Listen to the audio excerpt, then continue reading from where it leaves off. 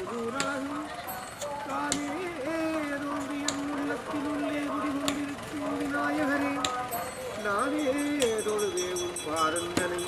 நாவிலுமைவாய் கணபதியே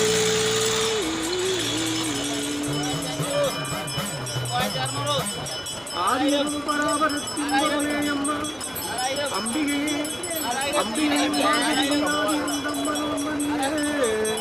சொற்பரிய உத்தமியே உலங்குவோ